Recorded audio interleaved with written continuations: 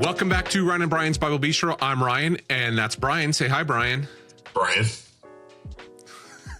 This is the Bible Bistro, a podcast all about the Bible, theology, and all things related to the Christian faith.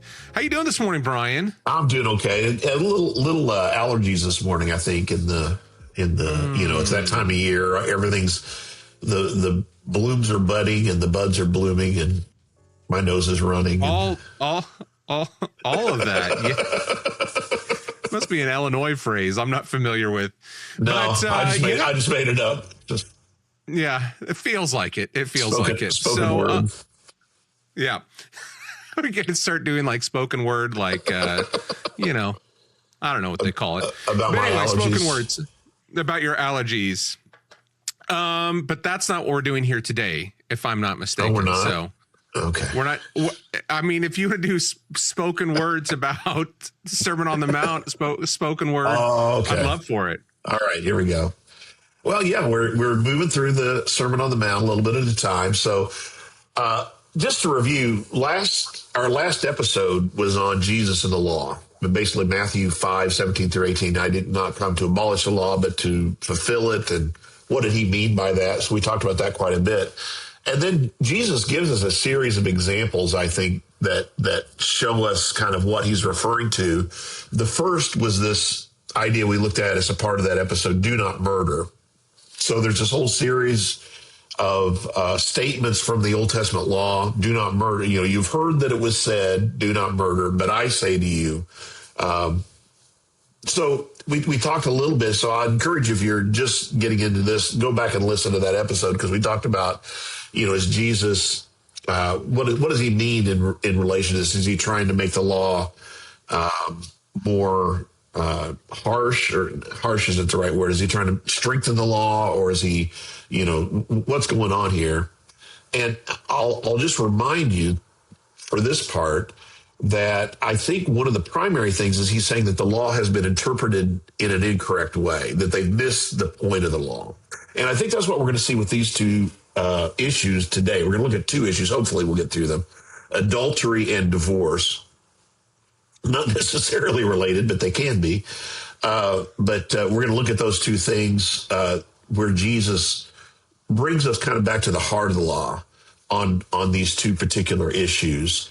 And we'll kind of see. Now, I do want to, I'll say at the outset, and try to help me with this, Ryan, is these are issues that can be very hurtful, and even the way that they've been handled in the church sometimes in the past because of some of these statements of Jesus. In fact, a particular one here in Matthew chapter 5, something that Jesus says that has been interpreted in a way that has been hurtful to people. So we want to be sensitive. We realize that divorce is a reality.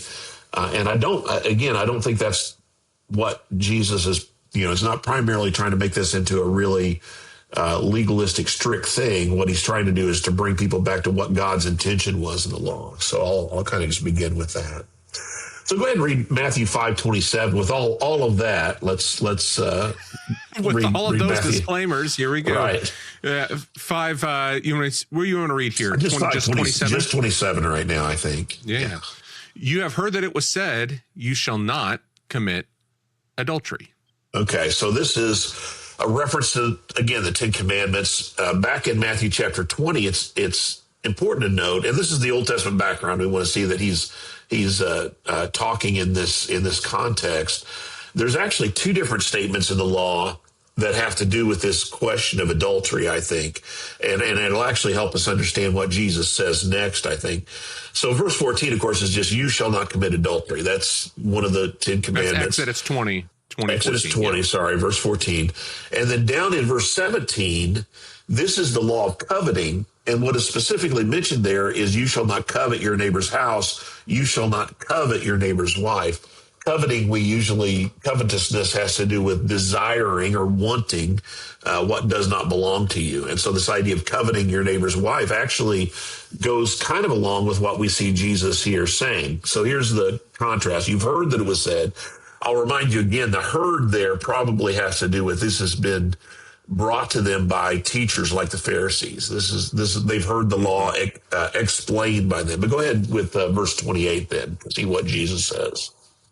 But I tell you that anyone who looks at a woman lustfully has already committed adultery with her in his heart. Okay, so there's two things. No, go ahead. Okay. No, I didn't know if you were we'll come down to verses 29 and 30 in just a minute. So there's two things here we'll see in this verse, and one of them is he goes on with verse 29.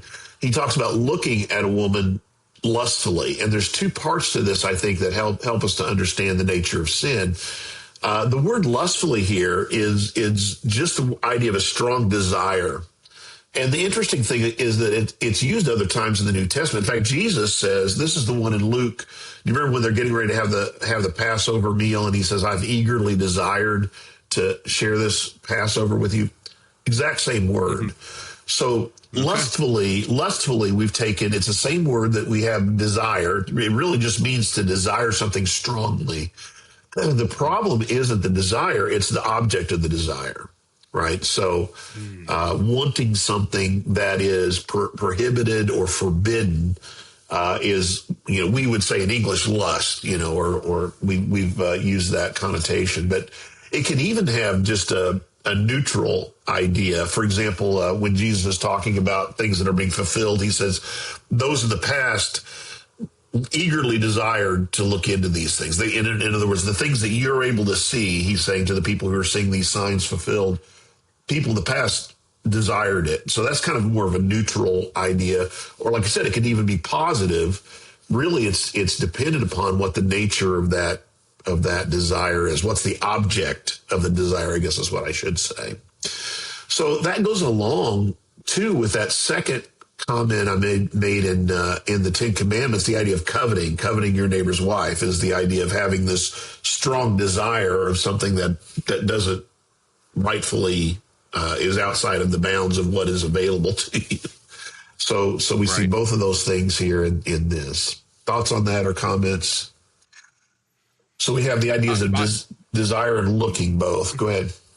Yeah. So, I mean, I'd never thought of I've always thought of the word lust very much in a sexual context, not just in a desiring context. And so in English, lust a lot of times would have that. But yeah, go ahead. What were you saying? Mm-hmm. Yeah. So, I mean, it's just to think about that eagerly desires you're talking about, like in Luke, when Jesus is talking about that Passover meal, to think about this, it's an over desire, and it's about the object of your desire. Yeah. So I think that's a really interesting thing to think about through as we read through some of this. I didn't think about the C.S. Lewis quote, but it goes along with this, and I don't know if I can come up with it exactly. We'll have to look it up maybe and put it in the show notes or something. Or we can use AI to bring it back, and I'll say it correctly the next time. But his quote. No, you will never hear AI voices on this podcast. Again, FYI. So the C.S. Lewis's quote is something to the effect is we don't desire too. Our problem is not that we desire too much; it's we desire too little. In other words, our desire is too small for the things of God. If our desire for the things that He has for us were stronger, then it would help us with the desires, the weaker desires that we have. So that's kind of this idea. It's not the emotion of desire itself that's wrong. It's what is the object. Yeah. So the other thing is the eye. So go ahead with 29 to 30, because remember, he said anyone who looks at a woman lustfully has already committed adultery with her in his heart. Yeah, go ahead. Yeah, I got it. Here you go. If your right eye causes you to stumble, gouge it out and throw it away. It is better for you to lose one part of your body than for your whole body to be thrown into hell. And if your right hand causes you to stumble, cut it off and throw it away. It is better for you to lose one part of your body than for your whole body to go into hell.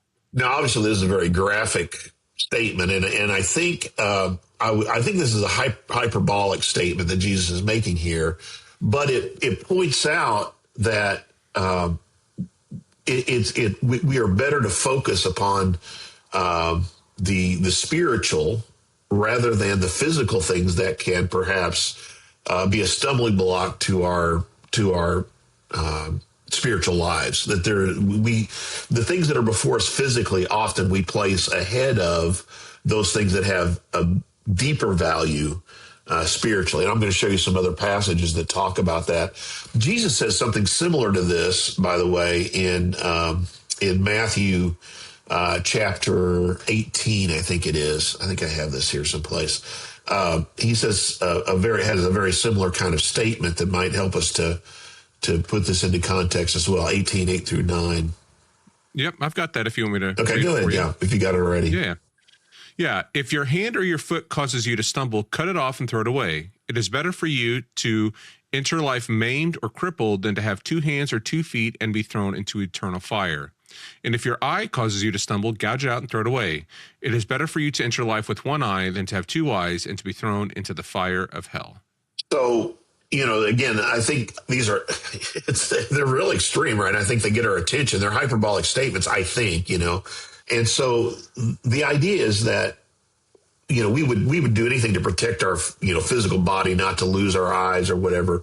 But he's saying there is a deeper and more eternal spiritual nature that you have to be very careful of. And so I think when it talks about this idea of adultery, committing adultery, he's bringing us back to the law. It's not just a matter of you can say, oh, I never committed the act. But he's saying you need to be careful of even those things that might lead you to that. And I think it really points to what I'm going to say is the nature of temptation, the way that temptation works. And I'll go ahead and give you the outline, and I'll show you a couple of passages that talk about this. But it's the idea of seeing, right? You look first, and then the idea of desiring those things that are outside of what is allowed. This actually goes back to the Garden of Eden, if you think about it. Genesis chapter 3, you remember what it says. It says that when the woman saw that the apple was good for food and desirable for gaining knowledge, then she reached out and took it, right? So there's that progression. There's the seeing, and there's the desiring. David, when you think about Bathsheba, that's the way his temptation is described there. He saw her, and he then desired her, and then he acted on that desire. And so it's that's kind of the progression of the way things go. And so I think what Jesus is saying is it's better to guard our eyes. It's better to make sure that we're not even allowing that first step into that.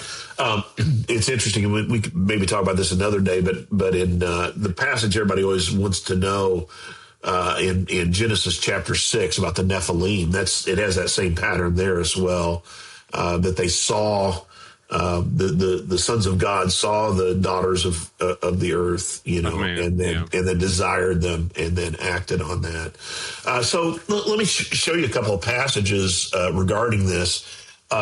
Guarding your eyes in Psalm chapter 19, and there are other places in the Old Testament. This is just one that I pulled out. This is Psalm chapter 19, 36 and 37. Turn my heart. Of course, all Psalm 118 is about desiring God's word. And so it says, turn my heart toward your statutes and not toward foolish gain or selfish gain. Turn my eyes away from worthless things. Preserve my life according to your word. So in other words, help me to focus upon those other things. I had in our notes, by the way, Colossians chapter 3, which is again about focusing upon the spiritual and the things of lasting value rather than being distracted by only the physical kind of things. And that's a longer passage, but I'll just put that note in there. Of Colossians 3 has a similar teaching on this idea of things that have lasting value, and that should be our focus rather than the things of this earth. One more, and I think you have 1 John chapter 2, and I really like the way this goes. 1 John chapter 2, verses 15 through 17, if you want to read that for us. Yeah. Do not love the world or anything in the world. If anyone loves the world, love for the Father is not in them. For everything in the world, the lust of the flesh, the lust of the eyes, and the pride of life comes not from the Father, but from the world.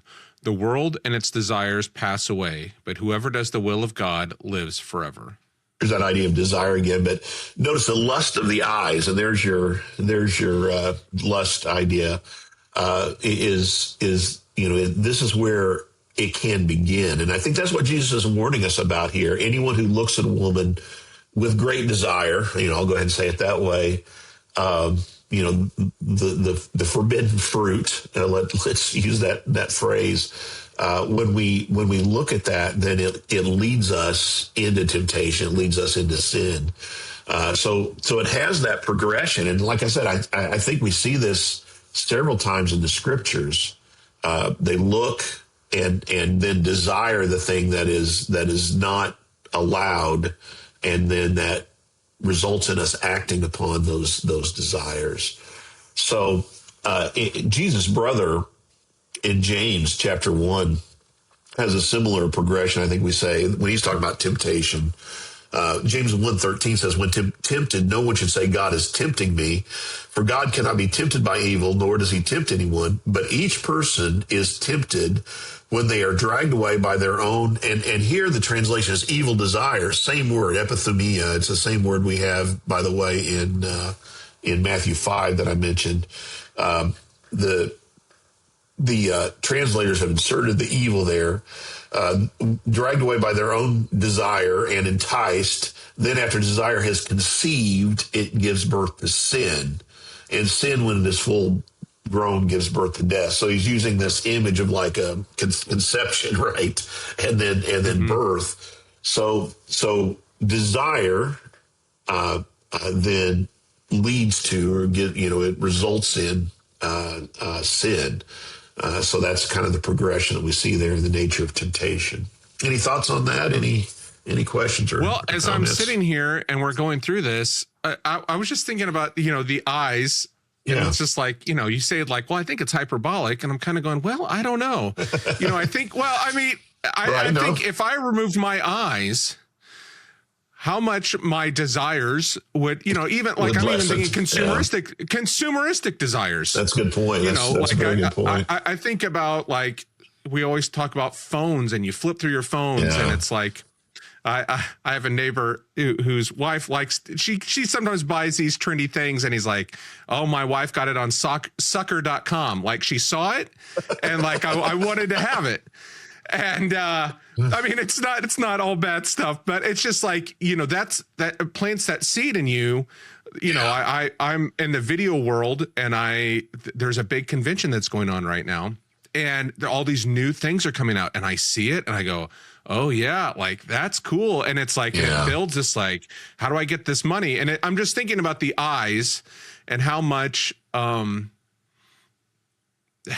much they are the starting point for that desire piece in me, that lustful, even outside of sexual connotations, starts to bubble up in me. And so I don't know. I just thought, man, if I was blind. That's a great example, the phone. Because I know, it's interesting.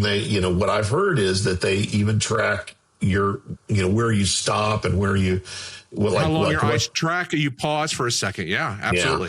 Yeah. And so obviously the marketers have understood this. And so they're constantly bringing things and, like you said, making them look attractive to us. I heard someone refer to the phone just this past week on a podcast that they called it, what is it? Something along what you said, but it's basically machines that make us want things that we can't afford, that we end up spending money that we shouldn't spend because, our phones, our computers are constantly bringing that up. So that's a great point. And that's where it begins. They understand that that's a gateway. That's where it begins. And I think that's Jesus' point. When I said it's hyperbolic, I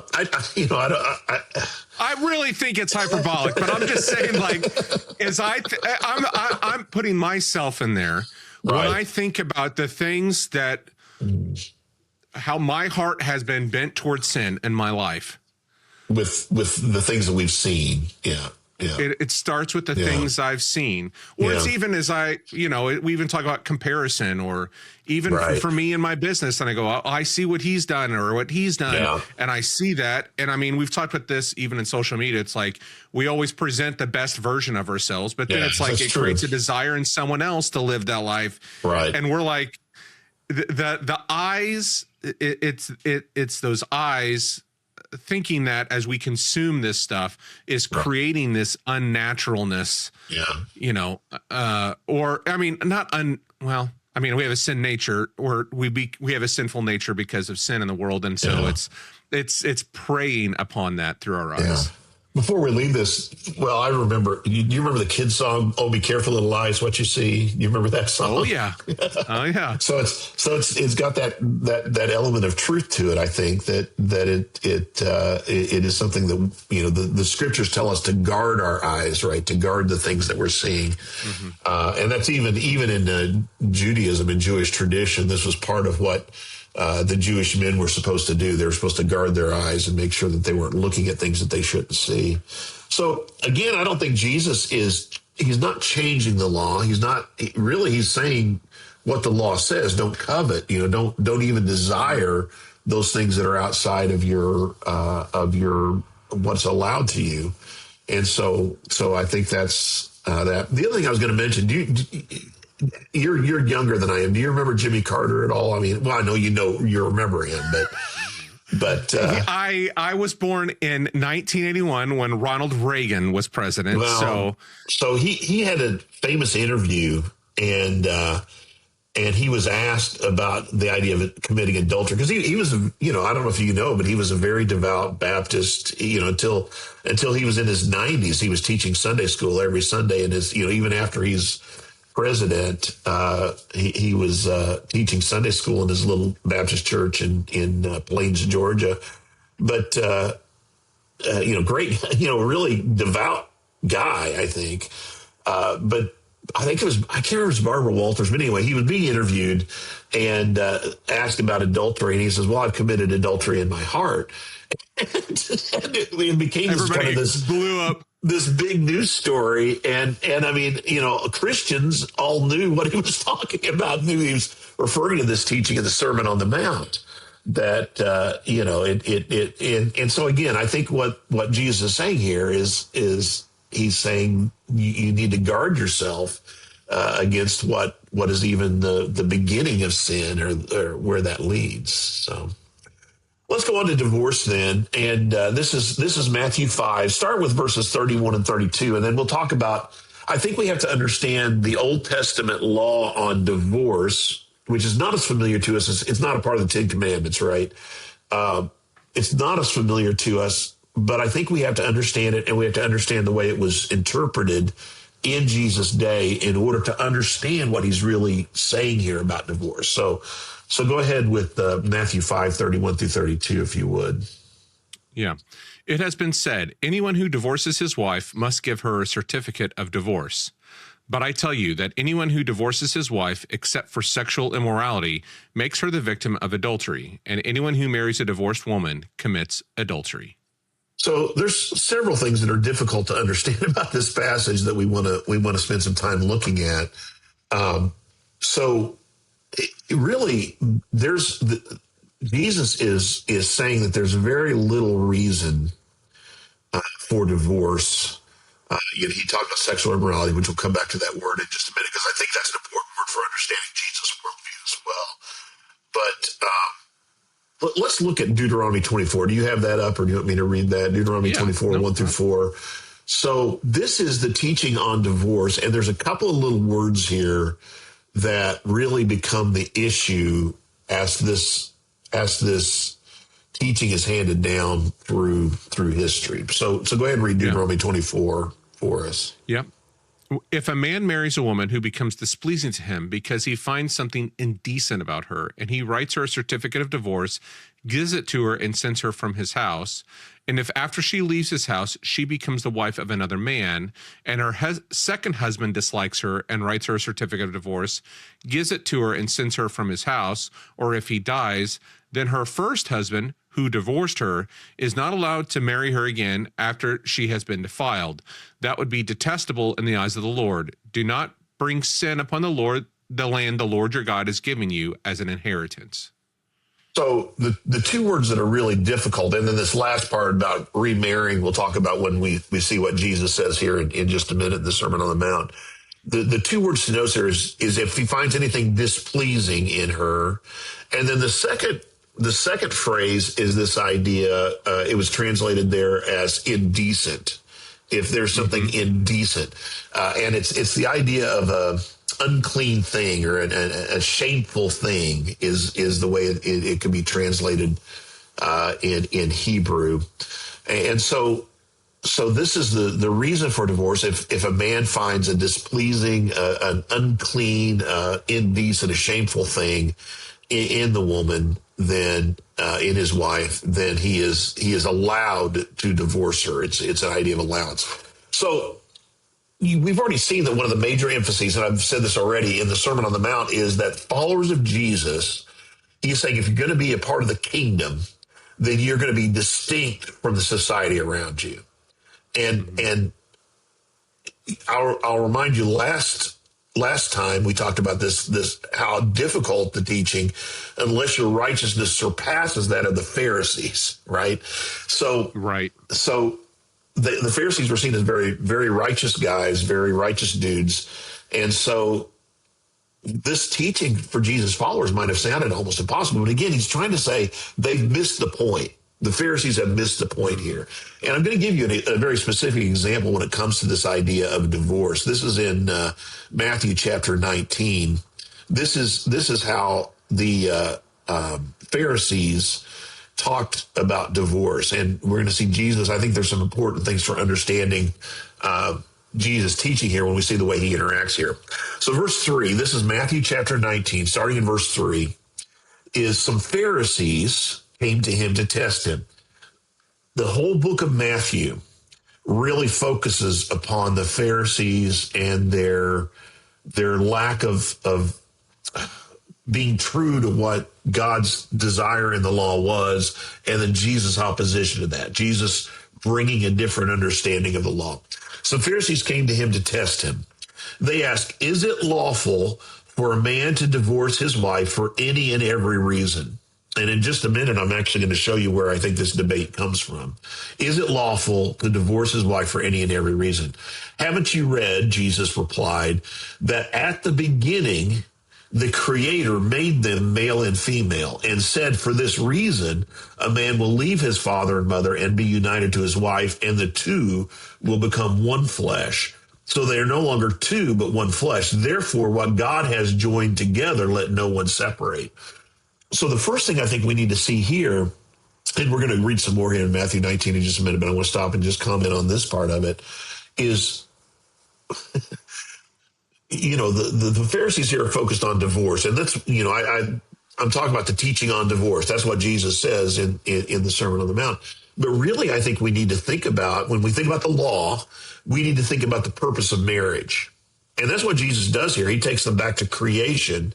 And he says marriage was given to humans for an important reason, right? I've said before the passage in of all the things that God created there in Genesis chapter 2 says it was not good for man to be alone, right? All these other things are good. It was not good for him to be alone. And so we find Eve created, and they become in this passage here, they become an example of the first married couple, right? This idea that God has joined together these two, and that should not be separated. The two have become one in flesh, and that should not be separated. So the main thing I want us to get from the teaching on divorce is actually about marriage, that God desires marriage to have a meaningful, useful place within our lives and in society. Now, I'll say this doesn't mean that we all have to be married, and we can look at some of what the Apostle Paul says about this, but it is in fact, we'll look at that in a little bit. Marriage, I'm going to go ahead and call you, and I'll tell you why a little bit later. Marriage is a gift. And what that means is that when we talk about a gift, it's something that God has given us to be used for good purpose, not only for ourselves, but also for society. And even, I should have said this first, for family and for society, right? So there's a reason that marriage has a positive place in God's desire, and that's what I think this law is about. Okay, does that make sense so far? I feel like I'm kind of just like blah, blah, blah. But anyway. Like. So Jesus takes them back to creation and says, for this reason, God made them male and female. They become one flesh. The Pharisees then respond, why then? And I love this. This really gives us a sense of what they're talking about. Why then, they asked, did Moses command that a man give his wife a certificate of divorce and send her away? Moses commanded us to divorce our wives. That's kind of the upshot of what they're saying here. Why did he command a certificate of divorce? And this is something, again, in the law. We're not going to take time to look at this, but you can look it up. They were supposed to send from their house a certificate of divorce and send away. We saw some of that in Deuteronomy chapter 24. And I want you to notice the wording here in Jesus' reply. Jesus replied, Moses permitted you to divorce your wives because your hearts were hard. They're talking about a command, and he's talking about permission, right? And so that's I think that's at its very core the difference here between their misunderstanding of the heart of the law. So Moses permitted you to divorce your wives because your hearts were hard, but it was not that way from the beginning. I tell you that anyone who divorces his wife, here's the exception clause again. Only in Matthew do we have this. We'll say something about this later. Anyone who divorces his wife, except for sexual immorality, and marries another woman commits adultery. So it's a repetition of what we saw. The disciples are saying this. They said, if this is a situation between a husband and wife, it's better not to marry. And Jesus replied, not everyone can accept this word, but only those to whom it is given. And then he goes on, he says, there are eunuchs who are born that way, and eunuchs made for the kingdom. I think this is what we're getting at. Jesus is saying there's some people who are gifted with singleness, and that a gift always needs to be used for kingdom good. Okay, that's why God gives us gifts. And I'm talking about spiritual gifts here. And I believe both singleness and marriage are gifts that God has given for the good of his people. And so that's kind of the difference in what we're looking at. So that gives us a sense of what the Pharisees thought about divorce. I'm trying to decide how to do this. I want to look at one more passage from the Old Testament. This is the book of Malachi. And I think this gives us a sense of God's heart when it comes to the idea of marriage and his desire for good. This is in chapter 2, Malachi chapter 2, verse 13. It says, another thing you do, you flood the Lord's altar with tears. You weep and wail because he no longer looks with favor on your offerings or accepts them with pleasure from your hand. So he's talking about the context of worship, your worship of God. And you're coming and you're crying because it's like God no longer receives your worship in an appropriate way. You ask why. Why it is because the Lord is the witness between, you ask why. And here's the answer. It is because the Lord is the witness between you and the wife of your youth. You have been unfaithful to her, though she is your partner and the wife of your marriage covenant. Has not the one God made you, and you belong to him in body and spirit? And what does the one God seek? Godly offspring. In other words, he wants godly children. So be on the guard and do not be unfaithful to the wife of your youth. The man who hates and divorces his wife, says the Lord, the God of Israel, does violence to the one that he should protect, says the Lord Almighty. So be on your guard and do not be unfaithful. So I think that's talking about this idea, again, of what the way the people are interpreting this, to divorce for a indecent cause, or if they find an indecent thing in her. And so he says, the wife of your youth, the whole reason God has given you this idea and you're to be faithful is because God desires you to raise a family within this context of a godly context. So this is why divorce, I think, is a concerning thing. And, we find in the prophet as well that God says, I hate divorce, right? In other words, too many times I think we focus upon the loopholes of divorce, and we should be thinking about the positive side of this, that God desires marriage to be a useful thing for us. He says when you divorce your wife, you're actually doing violence to the one that you're called to protect.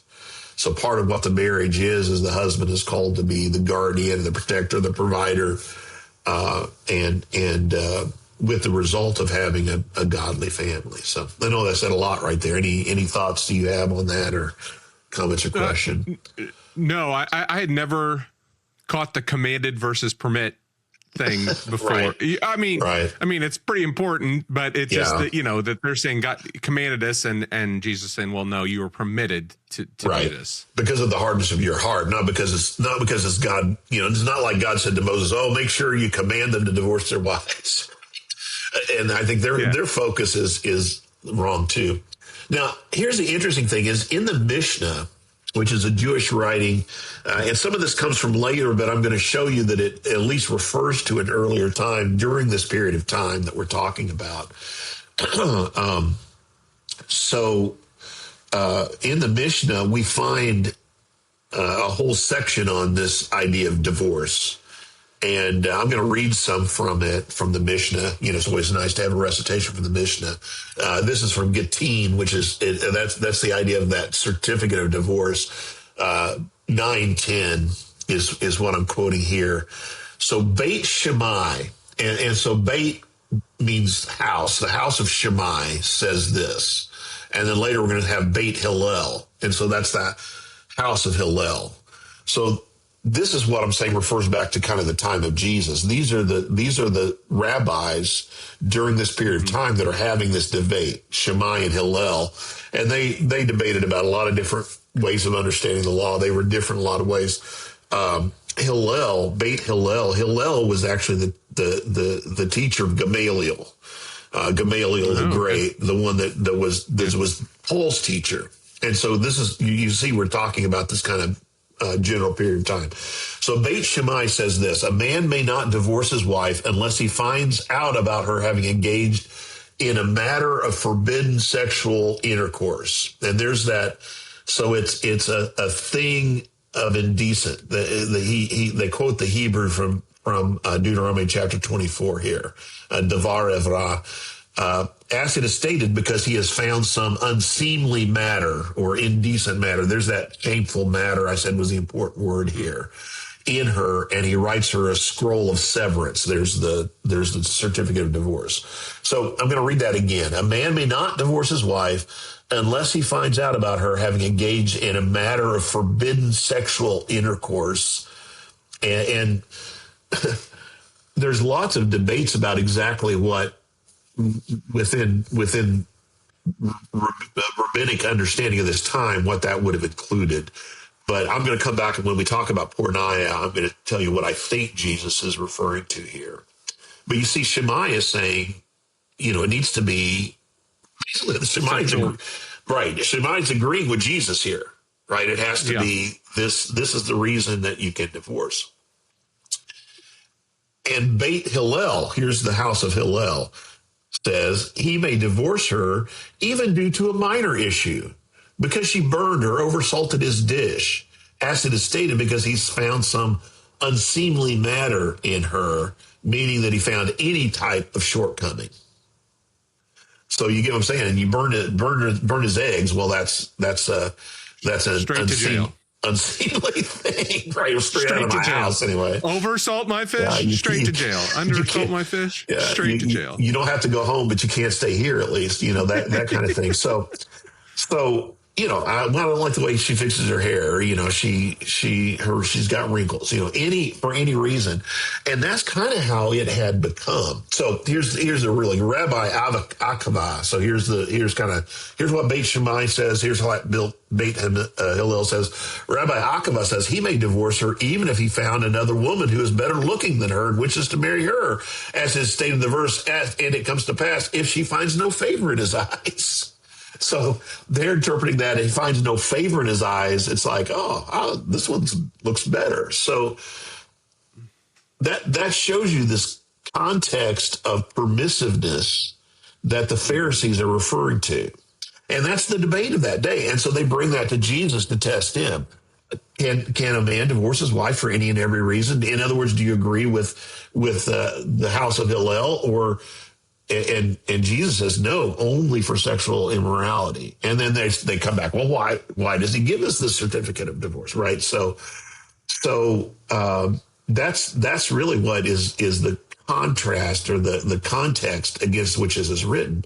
And Jesus is saying to his followers, you need to be different than the Pharisees. That there's something else going on here that you need to understand.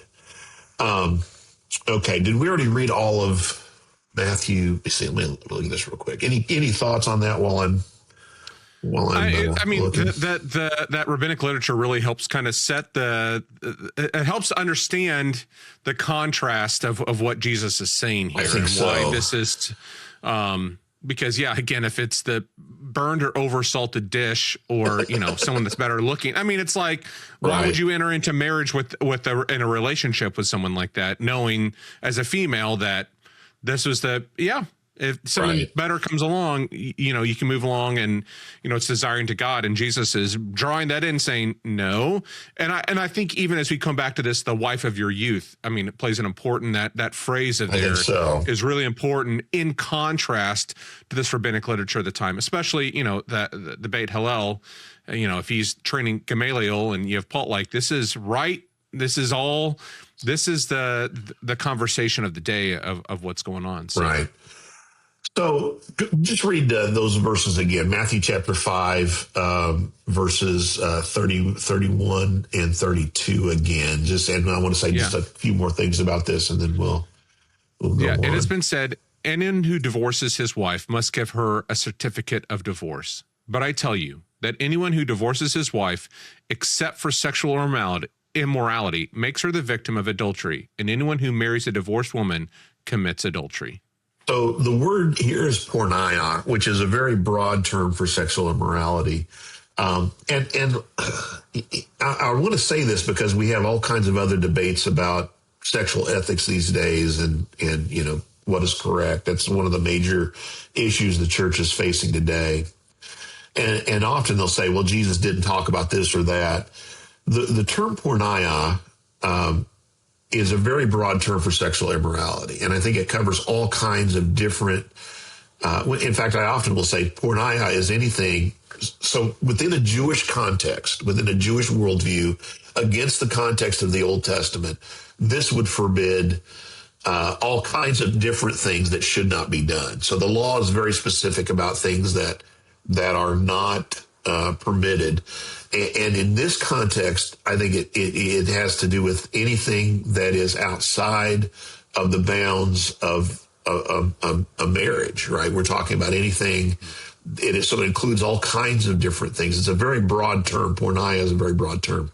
When Jesus uses this from his worldview, right? In other words, from the context of the way he looks at the law and all these things, I think that this is where Jesus refers to some of those things that we debate today. And I'll leave it at that. Mm-hmm. But I'll say, I do think Jesus refers to anything outside of this, the kind of marriage that God put in place for the good and for, godly offspring is what he desires.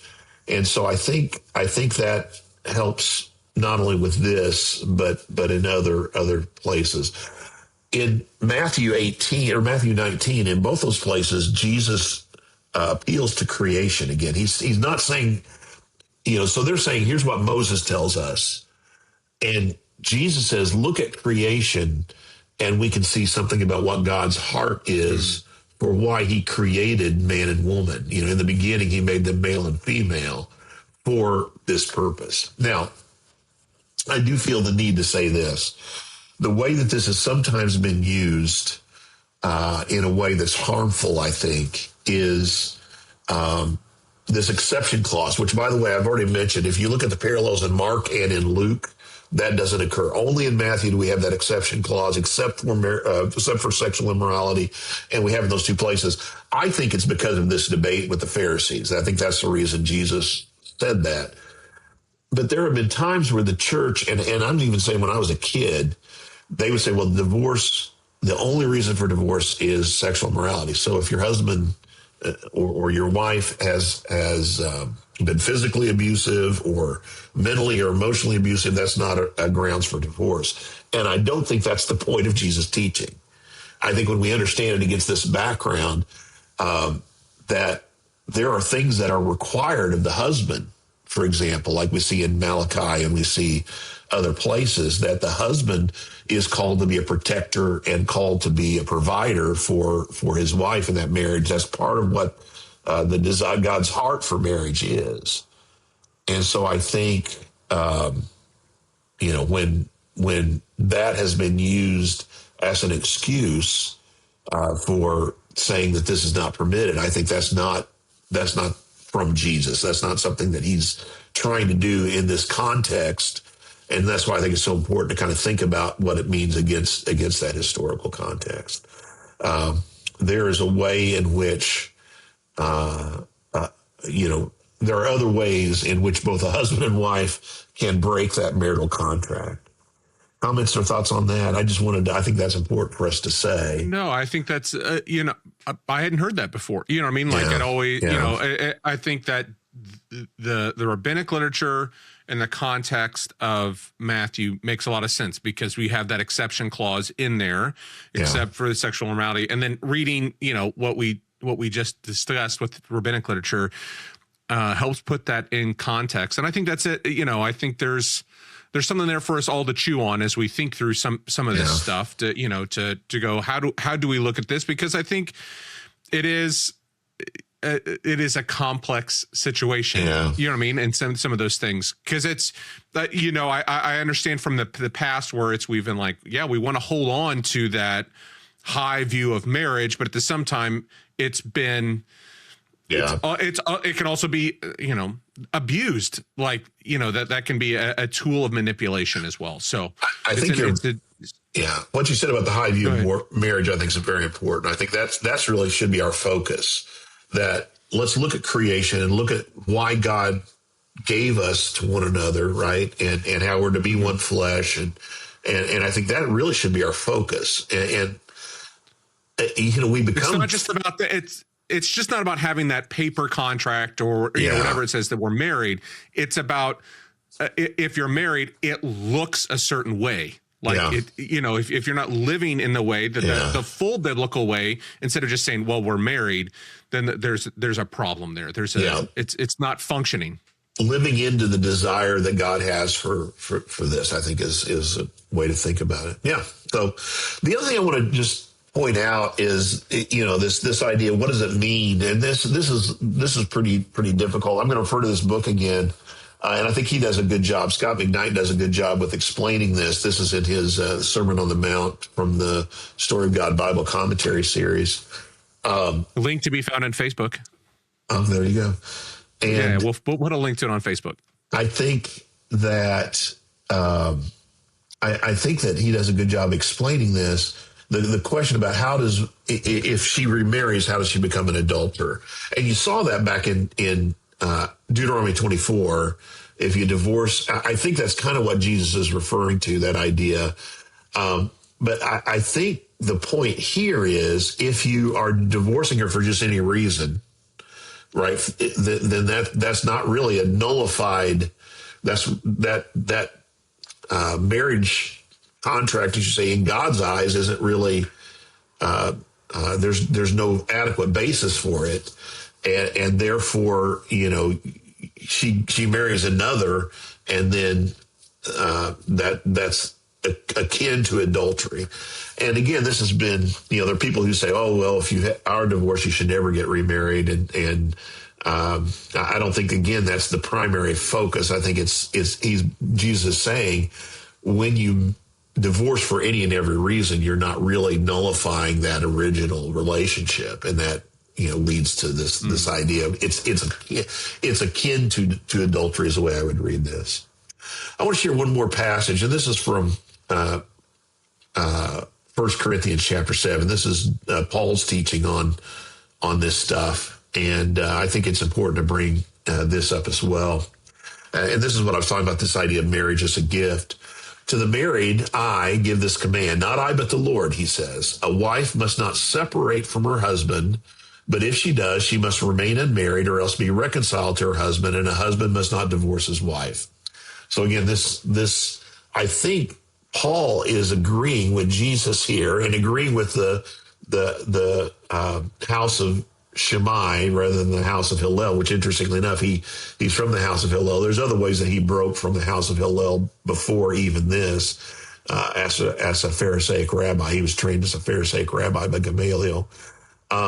So this idea that I think, again, Paul is saying that, don't quickly leave that relationship. Don't quickly divorce. To the rest, I say this, I, not the Lord, and we can come back to that if you want. If any brother has a wife who is not a believer and she's willing to live with him, he must not divorce her. And if a woman has a husband who's not a believer and he's willing to live with her, she must not divorce him. For the unbelieving husband has been sanctified through his wife, and the unbelieving wife has been sanctified through her believing husband. Otherwise, your children would be unclean, but as it is, they are holy. And that seems really like a strange thing. But I think, again, what Paul's saying is don't look for an excuse to leave this marriage, but God can use that in order to accomplish his purpose. In other words, your unbelieving husband can become a believer, your unbelieving wife can become a believer. And ultimately, this idea of children goes back to what we saw in Malachi. God desires godly offspring. And so I think he's saying you need to stay with them and be with that. He goes on and says, but if an unbeliever leaves, let it be so. The brother or sister is not bound in such circumstance. God has called us to live in peace. How do you know, wife, whether you save your husband, or no husband, whether you save your wife?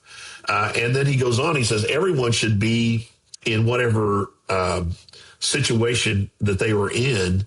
And he, of course, famously says, I wish that everyone could be as I am. And his point is that as a single person, he doesn't find himself distracted by family life, that he's able to devote himself fully to the church. But at the same time, he says, and this is where I think we miss this, he says, but some have one gift and some have another. So singleness is a gift. Like it's not something for everybody, but God sometimes gifts people with that ability that they can then, but it's only a gift if they're using the time that they have available. It's not so you can play Call of Duty all day, right? It's so that you can devote yourself to the work of the church. And it's the same way for married people. We need to look at our marriage as a gift that God wants to use in order to have positive impact in the community as well. So our homes should be places where people can find peace, they can find shelter, they can find help.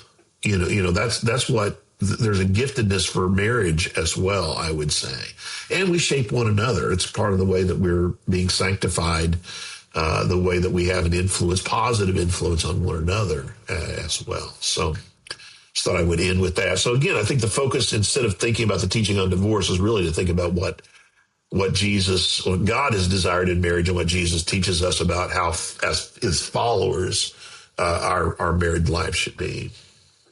Yeah, that's great, Brian. Well, thanks so much. There's a lot there to kind of think about and chew on, and, to kind of put our mind around and think through some of these issues. They're important issues for us to think about. So I really appreciate that, Brian. Yeah, no problem. And we'll continue. There's some more teaching on the law that we'll look at on oaths next time and talk about that. Not oats, but oaths. Oaths.